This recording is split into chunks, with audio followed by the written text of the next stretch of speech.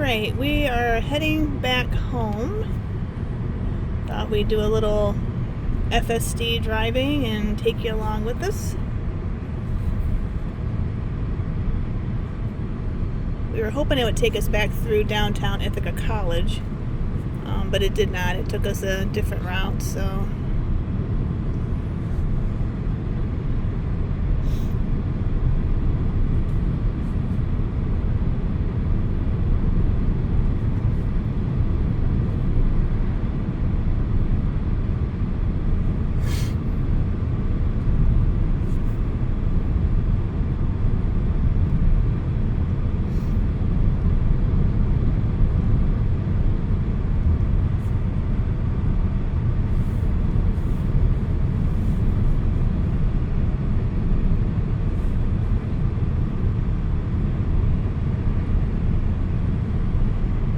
So we've had this for about a month now, and we've been very pleased with it so far. What do you think, Jeff? What are your thoughts so far? I really like it. I like the FSD. It's really good. It's whenever, it's working right, but whenever, you have to stress out as much. You don't have much driving anxiety with it, believe it or not. So it basically takes the emotional part of driving out. It doesn't get stressed out if someone's tailgating you, someone cuts you off. It has no emotions. It just reacts to the situation around. What about the truck overall? What are your thoughts so far? I love the truck overall. It's very comfortable to drive. The passenger seat, I've been in there long. I think the passenger side is a little bit less comfortable than the driving side. I don't know if there's a difference between the two or not. I guess just from my perspective. Maybe because I have the wheel well coming in on my right foot instead of my left foot. That may make some difference or not. But overall, it's very comfortable. The charging is extremely fast for considering. I think it's fast. We've never really charged more than a half hour since we've had it, I don't think. Yeah, and we are charging on a 325, so that does make a difference. Yeah. The range anxiety I'm not really worried about because we have such a influx of supercharging. The network is... Yeah, the infrastructure is really good. Yeah. And at least where we live it is, so... And we do a lot of road tripping on the weekends, probably an hour and a half out to 2 hours out and then 2 hours back. So we've been doing a lot of road tripping. I use it for work. I do home health, so I do a little traveling with that for visiting clients all over the Broome County area. I also work at a facility as well, so it's kind of a blend of both.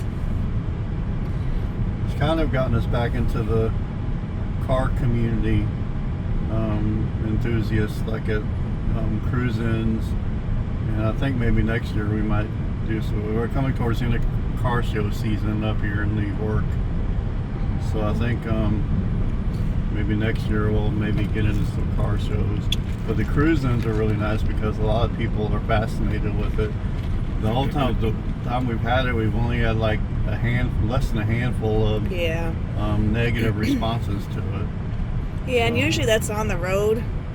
Like driving is where we see, at least in person for the most part, people aren't really too nasty to you.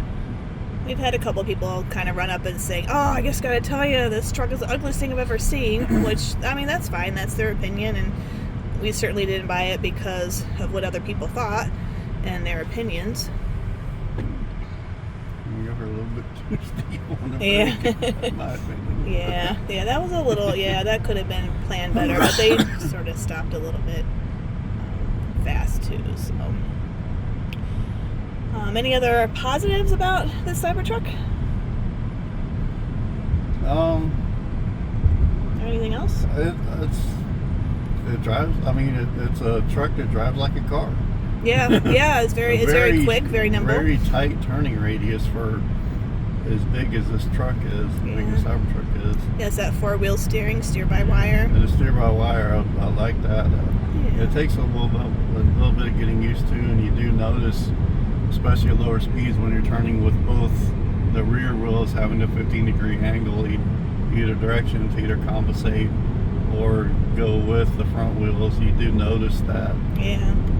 And we should clarify that the 4-wheel steering with that 15% offset is under low speeds.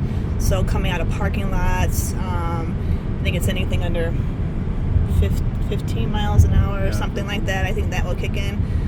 One thing to be aware, because that back end will flip out more because of the way the 4-wheel steering, you want to make sure you pull forward enough so that when you turn, you're not clipping the car beside you because of the way those wheels turn, just to be aware of that part of it. And then when you're on the highway, they turn together, and it just makes getting over to the lane a little bit faster. So you don't need as big of a turning. You just a slight turn on the steering wheel, and you're over there. But we use FSD like 95%. I use it just going down the block. Because every time we use FSD, the car is learning. Well, it's building to the data. Yes, it's building to the data, but also it's learning our drive. We need to drive. I drive a little bit more, but it's still learning our area, I guess, per se. Yeah. Not our driving habits, but where we drive most often. Yeah, so this is kind of, because we are in upstate New York, all these back roads and highways and cities is building up to the data network, so that when they do updates, all our driving will be in consideration for future driving function, make things a little bit more human-like. Negatives?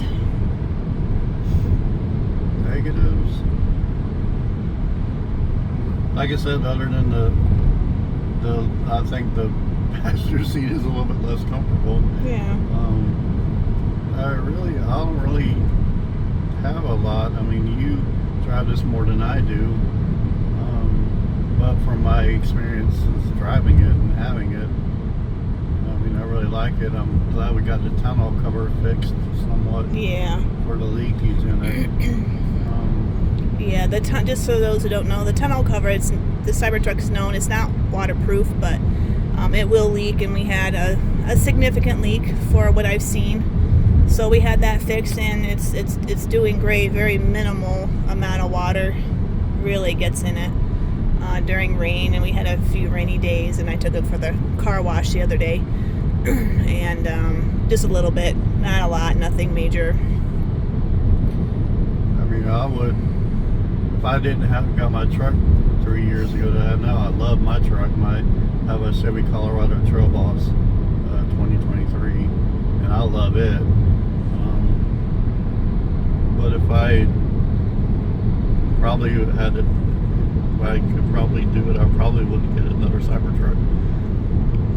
I do love having the bigness of a truck, because mine is, I went from a Chevy Silverado to a Chevy Colorado. A full size to mid size. It is a little bit cramped, but still, that's just me. I love it. I love driving it. Yeah, I think the Cybertruck has plenty of room. We've done a lot of accessories. We may do a video on all the accessories now that I think we've kind of gotten everything we want right now. So the Cybertruck is considered a full size truck. Yeah. So plenty of room, plenty of storage, plenty of accessories you can get. For me, I love this thing. This is out of all the cars I've gotten, this is fun. It's a fun vehicle to drive. It's fast. It's quick. Very fast on that.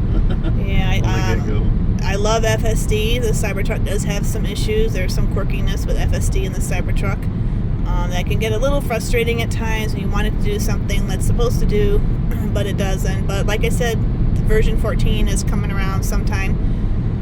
Maybe this week, maybe next week, maybe mid-October. I guess it'll just depend. So I'm hoping it'll fix a lot of little quirkinesses of the FSD with the Cybertruck that the rest of the fleet don't necessarily experience.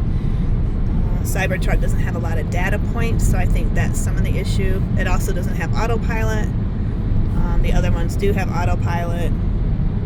But overall, I mean, honestly, if people could just get past the look and really understand what this truck can do and its features, it's really hard not to really love it. Yeah, the Cybertruck, from what all the research we've done on it, is the most technologically advanced Tesla in the fleet. Yep. So it's out of all the other Teslas, it's the most technologically advanced. And, yes, and some it of shows too from what it can do. Right, and some of the innovations, the 48 volt battery, the cable wires that they were able to reduce down, the copper they were able to reduce down, all the things they were able to do on this one that hopefully will eventually trickle down to the rest of Tesla and maybe even to the ICE vehicle industry. I think it's going to innovate and change the auto industry as we know it today. Some of the auto industry is very lacking in their advancement. It's a little bit here and there, but I think there's a lot of room to improvement. And whether you like EVs or not, EVs will impact ICE vehicles along the way.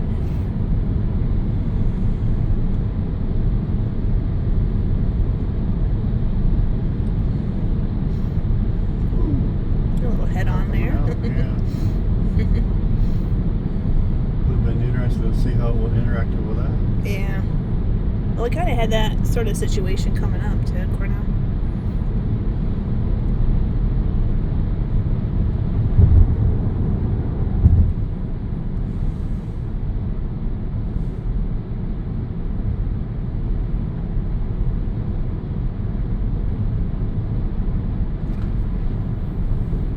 I'm going to slow down.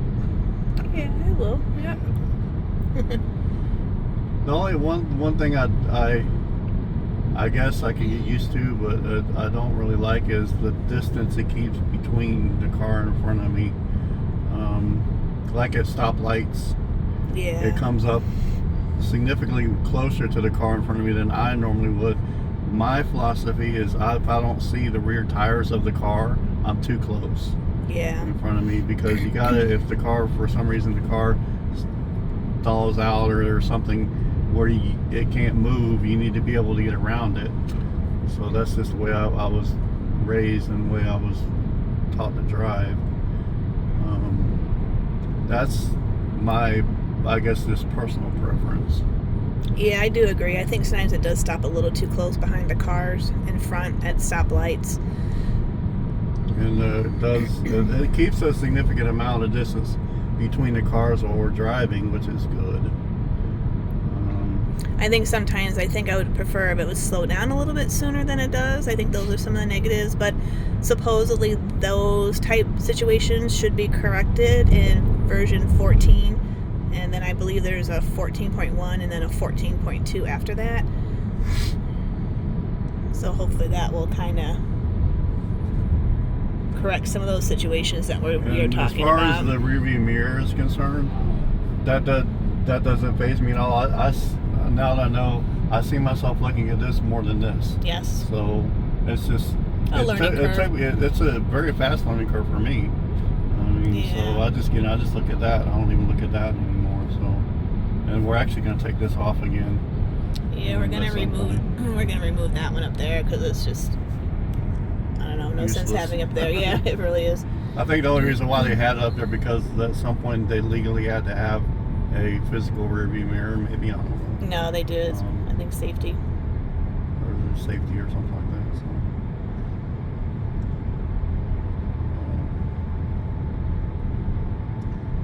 So, but it drives very smooth. The air suspension is great on this. I mean, my truck, I have leaf springs in the back and springs in the front, and it's very, very tight, and therefore it's not. I mean, I'm used to driving it. I'm used to having a work truck kind of vehicle, so it doesn't bother me as much as other people would. But this air suspension, this is like perfect. Yeah, it's very smooth, handles the bumps very well. It's a very capable truck.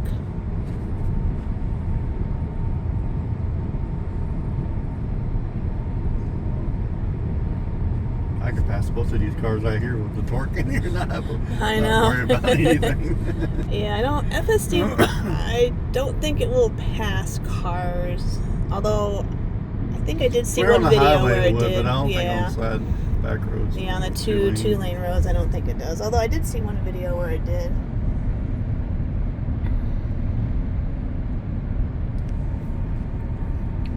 And then these are the cameras.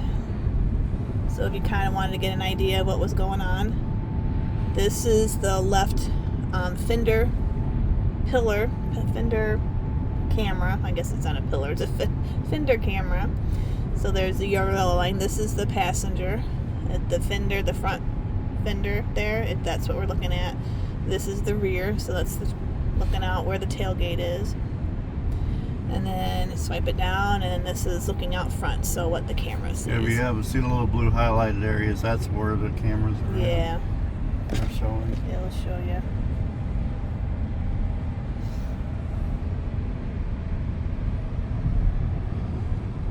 So you can kind of see right now it's centered. It does wonderful with these 2-lane roads. It does not go over the yellow line at all. But if you take it on a highway, that's one of the biggest complaints, is it will go over that yellow line, yeah. and it kind of wants to tend to hug that yellow line. But for here, these roads, it stays centered perfectly, and I just don't know why it can't duplicate that same exact thing on the highway. But again, version 14 is supposed to be fixing all those areas, so we'll see. We've had it for, like I said, we've had it for a month. We've done a lot of driving in it, more road tripping with this than we have with our ICE vehicle. So we'll get an idea of the changes in version 14 versus here. It's gonna be interesting to see how it does in the winter with the ice and snow that we get, with the tires that we have on it. Yeah. We have the Scorpion, or Pirelli Scorpion all-season tires versus the all-terrain tires. The Pirelli Scorpion are not winter rated or snow rated, so we'll see. I'm up on the fence a little bit about that, because I mean we don't get really a lot of snow in our area. We live in a valley, but what I'm worried about more is the ice and the snow. But with this thing weighing 7,000 pounds, I'm hoping it'll kind of even it out a little bit. And the stability is better. We're more center of gravity. Stability, and we do have off-road mode, but we also have a mode where you can switch into where you're driving in slippery road conditions, which would be more like snow rated, I guess, or so I have to see how that works out.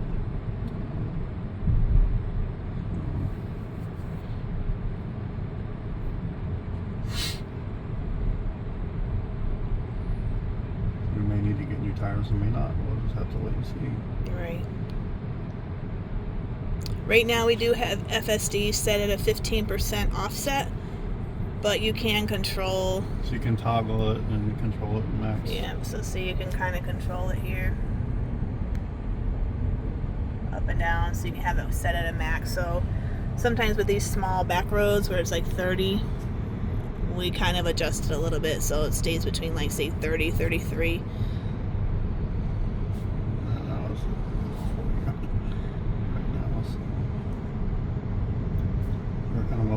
To 55. Whenever we pass the 55, it should start going up.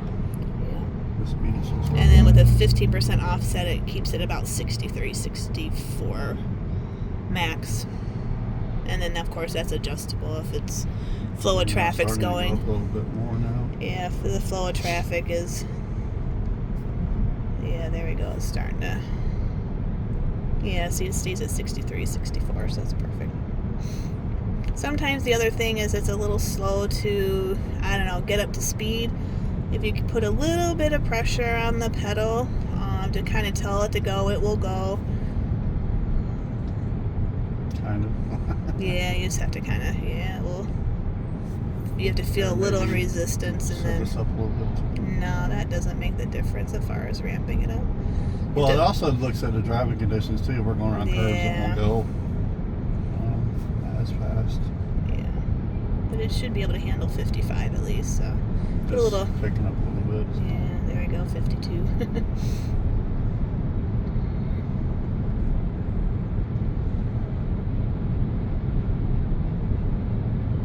Abby's back there hanging out.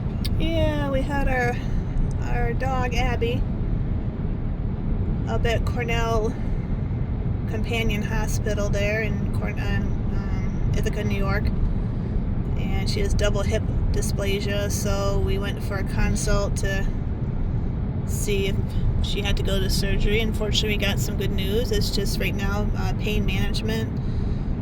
Route for right now, exercise and possible physical therapy, so we'll have to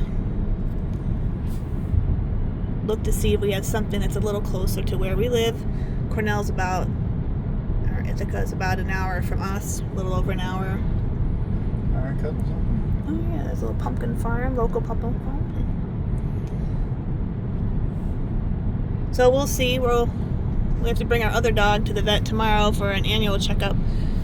Her third year checkup annual, and we'll talk to the vet there and see if we have anything in our area that has physical therapy for dogs, and if not, we'll just have to come back up to Ithaca. It's about an hour drive, so it's not that bad, but yeah, it's not. It's this winter time, it might be kind of a pain. They get a lot of lake effect snow off Cayuga Lake there, and sometimes this road is a little bit slippery. A little different terrain and different atmosphere than worst comes to Binghamton. worst, I have my truck that we can use, which actually has mud tires, all-terrain tires on it, and it does great in the snow.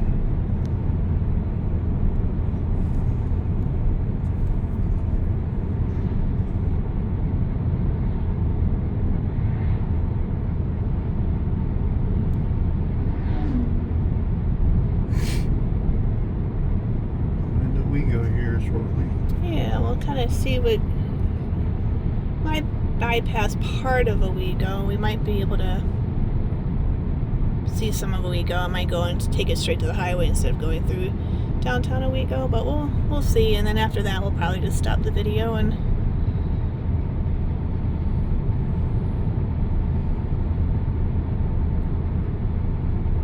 if you've made it this far in the video, if you have any ideas of some GoPros or camera setup system that's not overly expensive, put a comment down at the bottom, because I'd like to pick up something if I'm going to do more of these videos, especially with winter coming up, snow, cold. When I was doing my research, there's some videos out there, but I don't know, not a whole lot. So it'd be nice to kind of get some of those videos out to kind of see what exactly the Cybertruck can do with the tires we currently have. So if you have any ideas or anything you use, drop a comment below, let me know. Right now we're just using our phones in the hands. Yeah. We don't have any motion stability, whatever. I think it just waved at us. Oh, okay. Hey, well, that's better than what we've gotten before. Yeah, we get waves. We've gotten one finger salutes. One finger wave. Sometimes we got a double one the other day. Double one finger wave the other day. Yeah, that was fun. He was in a little rice burner, so I'm like, oh, okay, sure. That was in a Mustang. You know, the one that was on Riverside Drive was a rice burner. That one got the double. Yeah, the Mustang just gave us a one finger salute. No, he gave us the thumbs down. Oh, that's right, thumbs down. Yeah. But like we said, that literally is like 5%. Usually we see it more on the road than in person. In person, some of the cruise zones we've been to, some of the people come up and talk to us. The amount of interactions we've had, I've had like maybe one or two people that really didn't like it until I explained it to them what was going on. Then it kind of changed their mind a little bit. So Yeah. they're uneducated about what this thing actually is and what it can do, how technologically advanced it is. Yeah. Well, Everything, I think the so. problem is that people listen more to the media instead of doing their own research and finding out the truth. They're just more likely to believe the sensationalism behind any EV. Not so much the Cybertruck, but it's just really an EV. You have to do your research. Now 2 EVs are created the same, including in the Tesla fleet.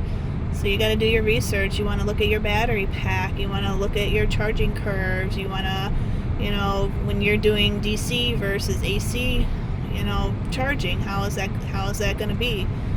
The DC charging, you definitely want to look at the curve. Does it ramp up really high and then does it drop off like a cliff? And then you're charging at, maybe it charges up to, say, 121 for all of 2 minutes, and then all of a sudden it drops down to 84. So, yeah, you're going to get really crappy, terrible charging times. Oh, there's this huge solar farm over here. That's new. Well, we're lucky. We live less than 5 minutes away from a V4 or V4. Yeah, it's a V4. Yeah. V4 charging. That's a 325. Setup at supercharger set up at the Oakdale Commons, which used to be the mall. We got really lucky with that. So. And the Cybertruck can take a high charge. Not all cars can.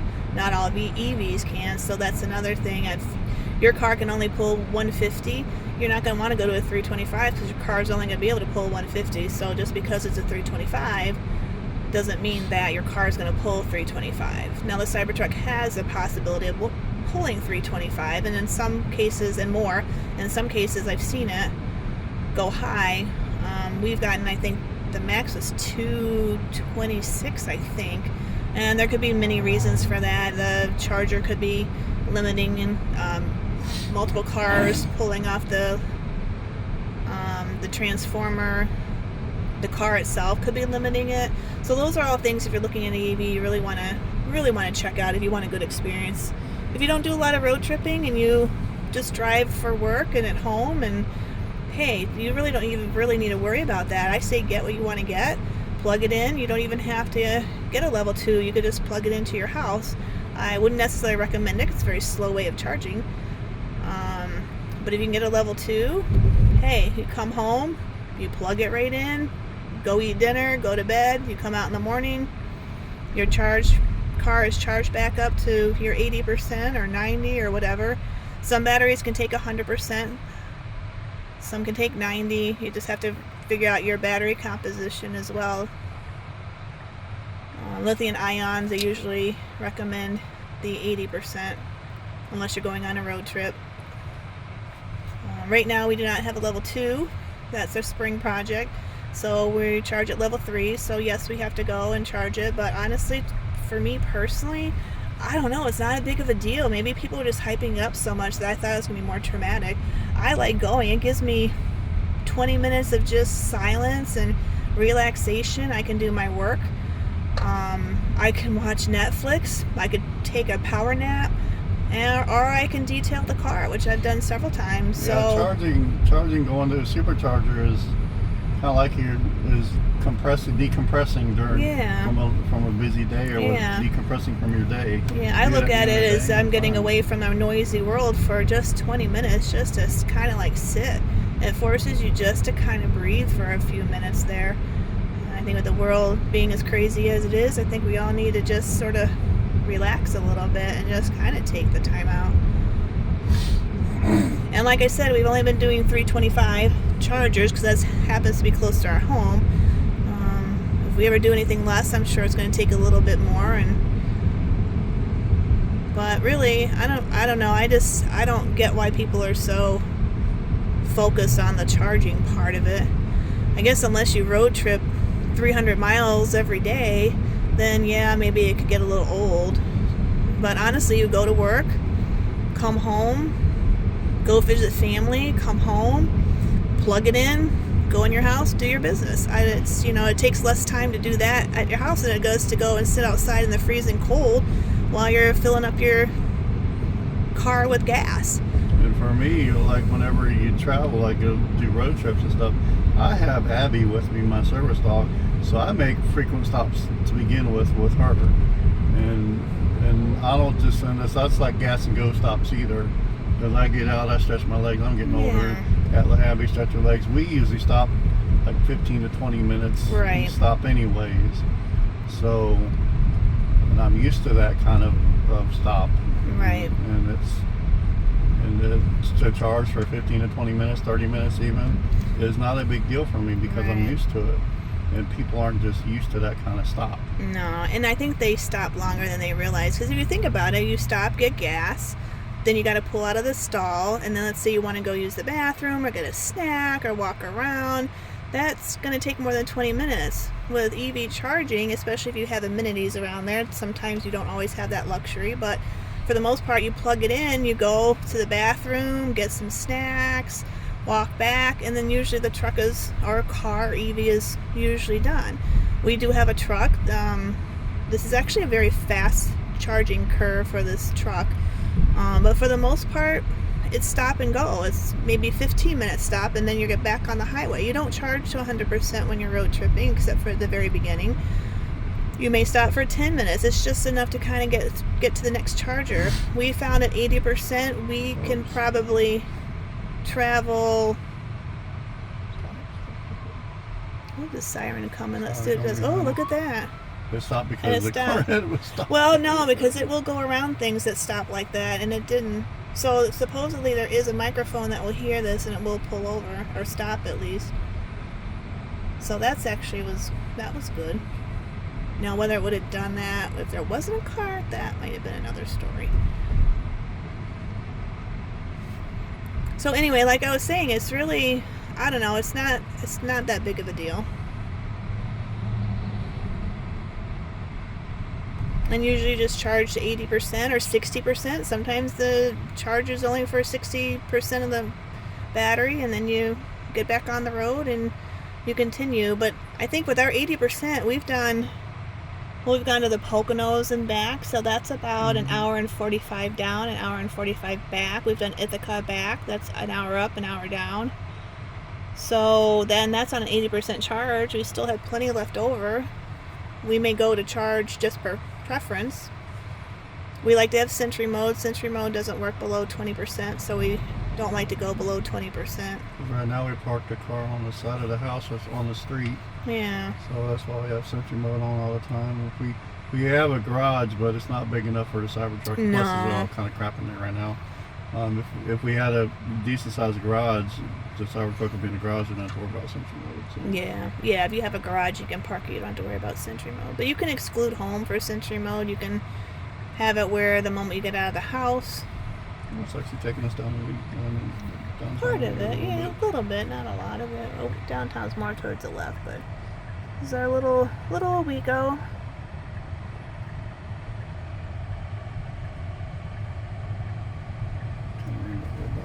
This is a jail, and it's turned into a restaurant, and at one point it's a bed and breakfast. I don't know, it might be apartments now. It's been different venues over time.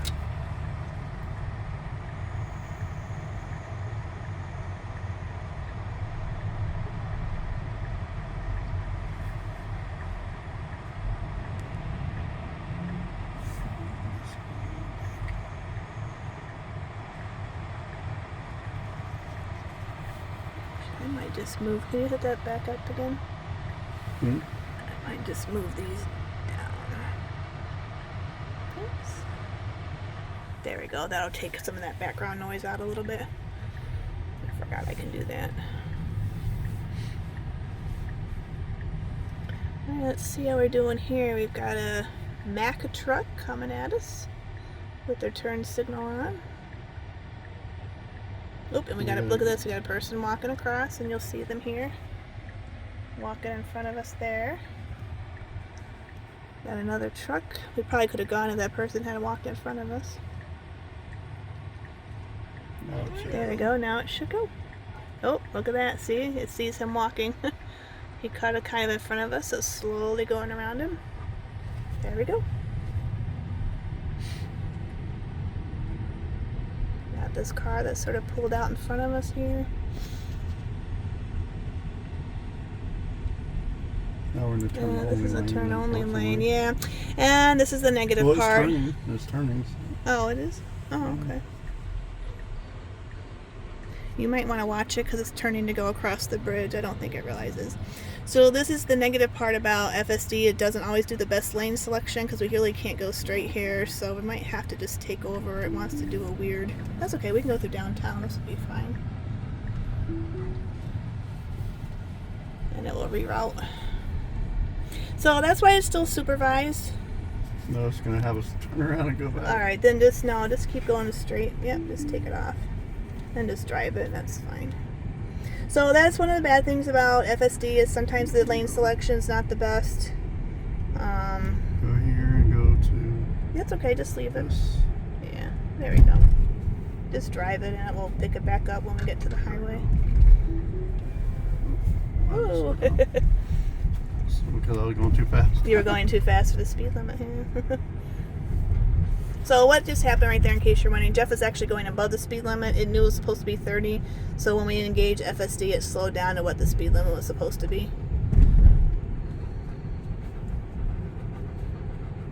He's just adjusting some of the terrain that we can do and different type of things, so that's what he's touching the screen for. But this is kind of nice. This gives you a little bit of downtown, these beautiful mansion homes that are here.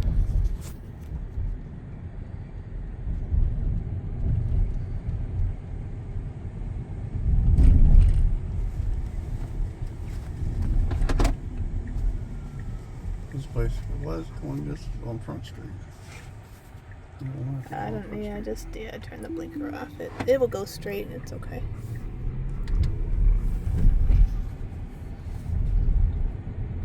And then we're going to re-engage it.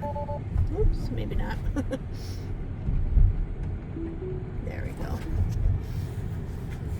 This navigational issue, it's not so much FSD was doing anything wrong, it's just the navigational issue. And we have found that it does use Google Maps, I believe, and so sometimes the lane selections are not the best. It's choices that makes it's not the best, but it has nothing to do with FSD. It's really more of the mapping system, so a lot of times we might have to take over and recorrect it. I'm hoping with 14 that a lot of those issues will be taken care of, but it has nothing to do with FSD. It would have done fine. It's just following what the maps part, this thing, is telling it to do. Yeah, it's just following what this is. Yeah. So. But if the map is wrong, then of course it's going to be wrong because it's relying on what the map is telling it to do. Tesla uses Google Maps, I right? think they use Google Map, maybe plan mapping. I'm not overly sure on what they use, but I think it's Google Maps. If you know, comment below what they use so we can correct ourselves for future videos. Yeah. Well, lane selection is one of the biggest complaints on FSD, and it's not just the Cybertruck. There are other comments about it too, like getting over sooner for an exit. Was one of the comments, and picking a make a new Taco Bell there, yay. Like we saw back there in Owego, it took the left lane when it should have taken the right lane to go straight. No, because this is a right only. We don't want to go here. Yeah, it's doing fine here. So it should come up. Yeah, it should come where that Binghamton Corning. And, yeah, there we go. Got the signal on.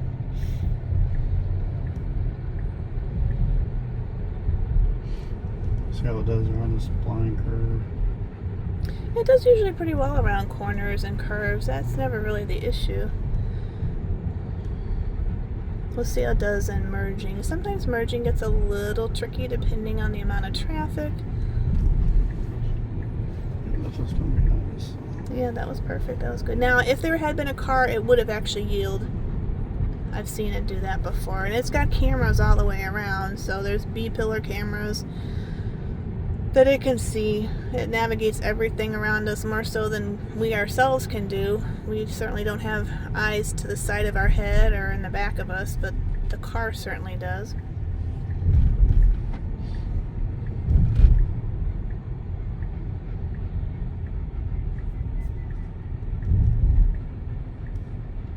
I pulled the camera angle back on this. This seems to be doing a lot better. Maybe I was zoomed in too far.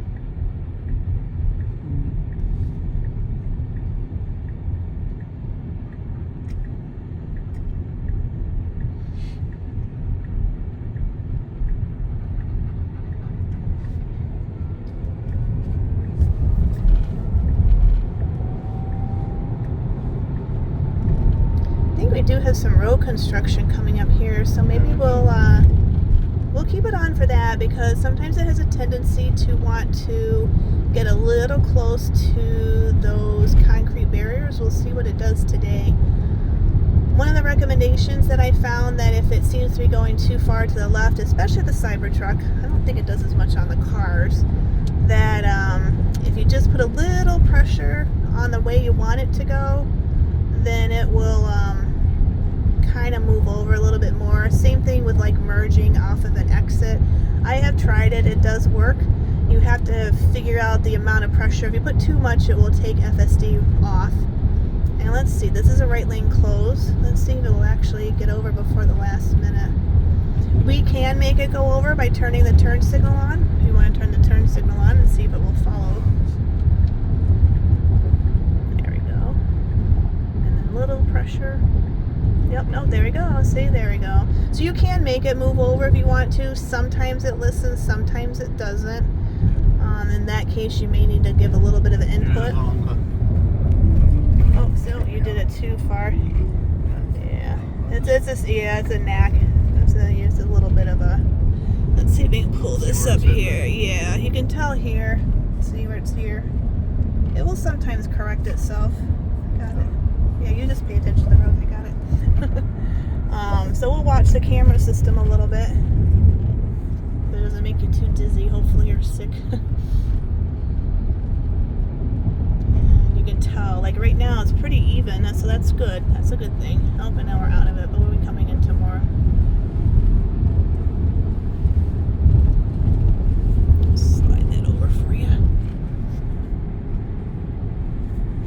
And what were you adjusting? What are you doing? The speed. Alright, so was it too high? Just out of curiosity, what did it have? No, I had it at like 70. I wanted to bump up like 73. Okay, so we're in the 65 mile an hour zone again. Okay, so see what was it? It says, well, it says 65 now, but it did say 55. We're in the 65. So. Yeah, so we'll put it like 72, 73. And that's the other thing, the windshield wiper. That's so comical. But I will have to say, I had an X5. Or an X5. I had an X that actually did the same thing on me. So it's not just the Cybertruck. It doesn't matter. Just leave it off. Yeah. It will come back up once. I've heard that shadows, sometimes bugs, just weird things will make it go off. If you just leave it, it will go back to its original position and it won't do it again. If you fool with it, it'll kind of keep wiping like it did. Alright, so we've set it to an offset of 75. We're in a 65.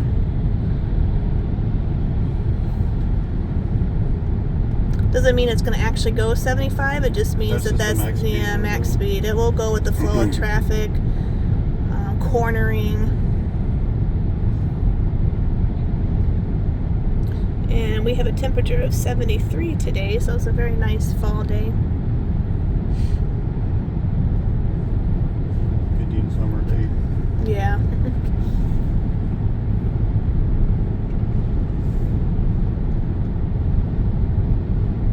And this is Route 17 East.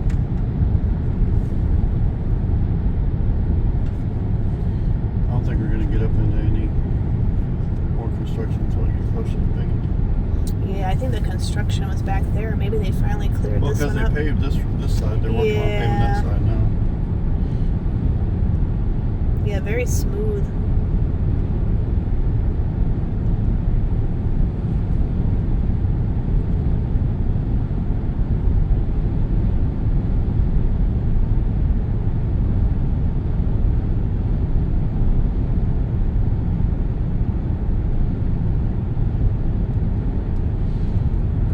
Dipper chicken. Barbecue chicken. Nope, actually, it looks like they're closed for the season. Yeah, we have a little outdoor chicken barbecue place here in Appalachian. But I think they close. I think they close around Labor Day. I'll take my tester of turning on the blinker to get in the lane to pass. So you did that? Yeah. Okay. So it will pass on its own. I guess Jeff wanted it to go a little bit sooner than it was, so it moved right on over. We have it set in standard. There's chill and hurry. Hurry likes to camp out in the left-hand lane. Standard will kind of do that back and forth, kind of go past, get back over in the right-hand lane. Chill will pretty much camp in the right-hand. Slowly. So I could put it on hurry. Yeah, we don't really want to put on hurry because we don't feel like hanging out in the left lane all day. But hurry is a little bit more aggressive. It will get right up to your max speed. It will kind of not run cars over. Line, though? Yeah, that is very common with the Cybertruck because I don't think we have autopilot, which means we don't have lane centering. So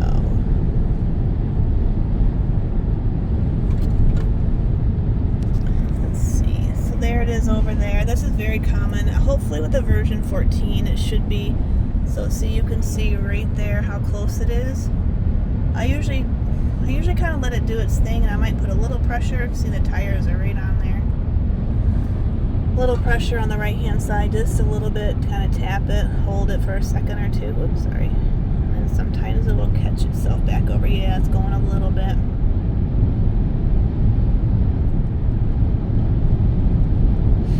But if you notice when we were doing the 2-lane, we didn't have that issue with it hugs the left lane, the left line more whenever you make the left curve versus the right curve. It kind of centers it out. Yeah.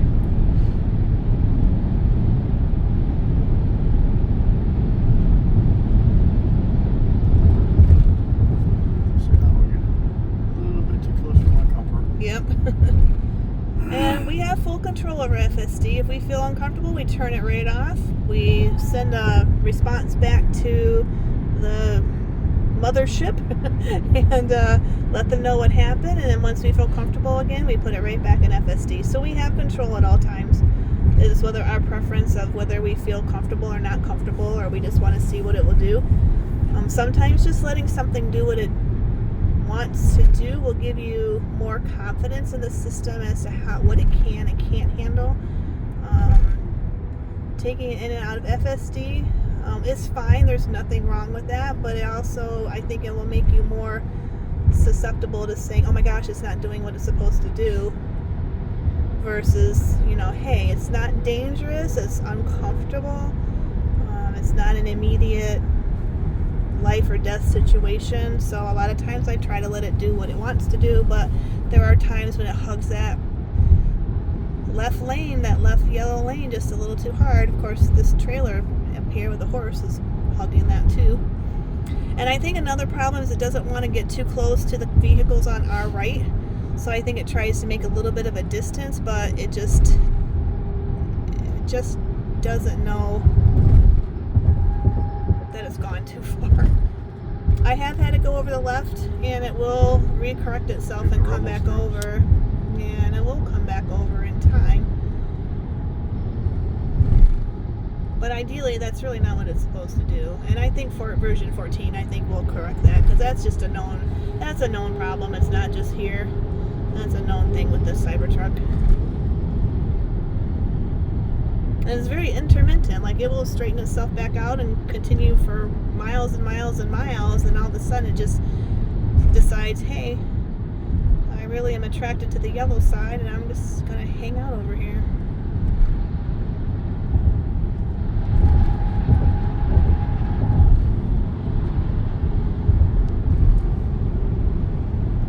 There's a police car up there.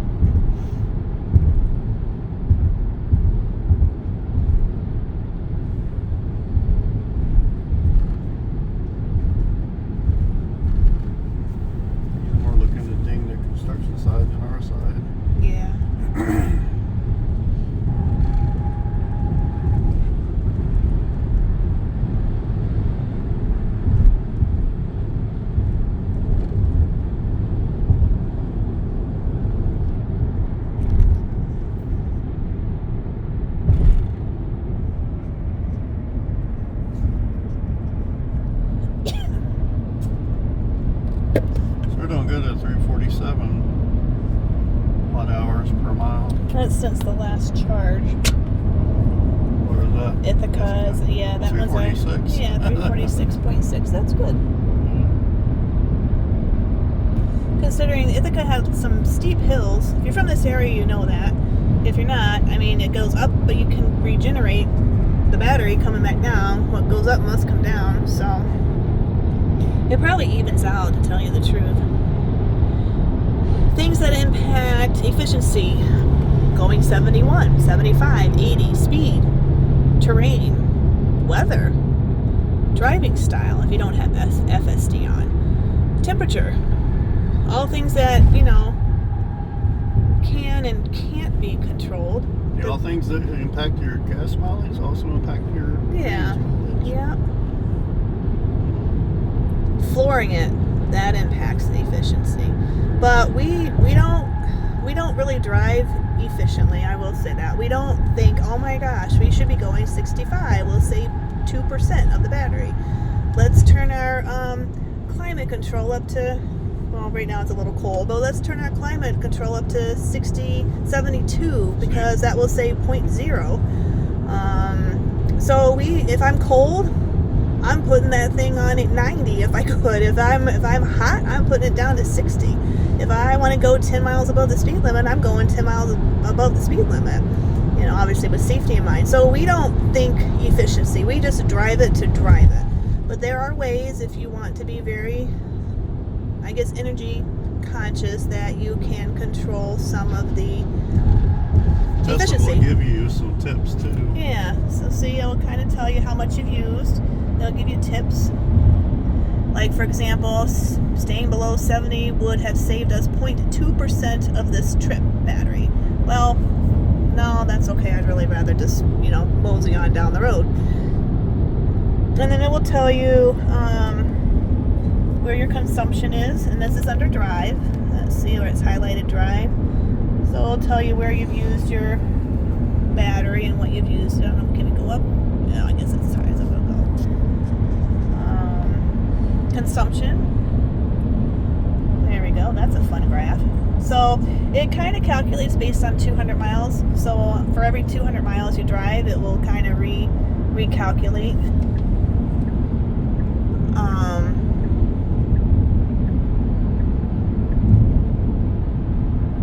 I don't know. And we have 30.7 watt hours miles less than rated. So, I'll tell you about the energy consumption and the watt hours per mile. So it calculates based on my last 200 miles how efficient I am, how I drive, where it's going to. We started at 7 miles on this truck, and we now have a little over 1506 to be exact miles. So we've driven it. Like I said, we've had it for 4 going on 5 weeks now. Let's go back to their energy over here. I'll go back to our road. Yeah. There we go. You've got a traffic circle coming up. Now, the traffic circle, sometimes, not always, we're not going fully around this particular traffic circle. Not only is Binghamton known for its carousel capital of the world, we have 6 in this area. I swear to God, I think we're known for our traffic circles because we've got 4 of those. One is a double. Yeah, they're small traffic circles, not big ones like in the bigger cities. Yeah.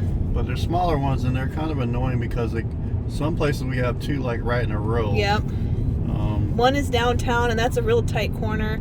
Then the one we're coming on, this is our home. This is the bigger one, I think, out of all of them. But what it tends to do if you're going fully around it is it tends to hug that left center a little bit too close for my comfort. It has never hit it, but it just seems super close. So I think that's another thing that might be corrected in version 14 coming out. Yeah, fun fact about, as you said earlier about carousels, we're the carousel capital of the world apparently. Yep. We back in the early 1900s, they made 1920s, and so they made carousels for the workers in this area. Yeah, we could ask Grok to enjoy, and they're free. Yep. But they only run during the summer from What? Memorial Day to Labor Day. Yeah. Memorial Day to Labor Day is the only time they're open. Yeah, maybe because of the season and the kids. They usually have the high school kids work it, so they're going back to school. But let's have a little fun with Grok. Let's try Grok. Hey, Grok, are you there? Yeah, Oh, wow, I'm here. Oop, turn it up a little bit. Same. Good. Hey, listen, we got a question see, for we're you. gonna hit the curb on that. Did it hit it a little bit? No, I didn't feel it. Tell me a little bit about Binghamton's carousels. Aren't we the carousel capital of the world? You got the volume? Absolutely, we are. 6 antique carousels, all hand carved, from like 90 years ago. George Johnson, this big shot shoemaker back then, just gave them away to parks here. Free rides, no joke. Ross, Rec Park, that one out in Enwell, everybody's got jumping horses and crazy organs that still blare tunes. Rod Serling even based a Twilight Zone on them. Honestly, if you want to feel less adult, hop on Highlands Pig. Thank you. So there you go, a little bit of fun with Grok. So if you're in an area and you don't know much about it, you can turn on Grok and it'll let you know. Back to the traffic circle, we were going around to the second exit, which I thought we were going to go on the Riverside, but we weren't. We kind of up here in Florida, it did jump the little curve on the traffic circle on the driver's side. Oh, it did? Well, that's the first it's ever done that then. I wonder because it was making some split-minute decision, it got its angles off. It's come close, but I've never actually had it jump it a little bit. It went on it a little bit, but not too much to really notice it. Oh, okay, maybe that's what But it I was. did notice it go on. Yeah. Yep. It's just, I know it's weird because it never takes this route. That's the other thing is sometimes it just takes different routes. We have never gone this route with FSD. It always takes us Riverside. So I don't know, but hey, we're not driving.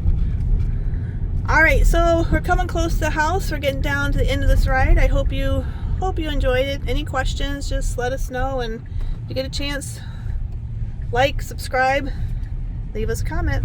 Talk to you later. Catch you on the next one.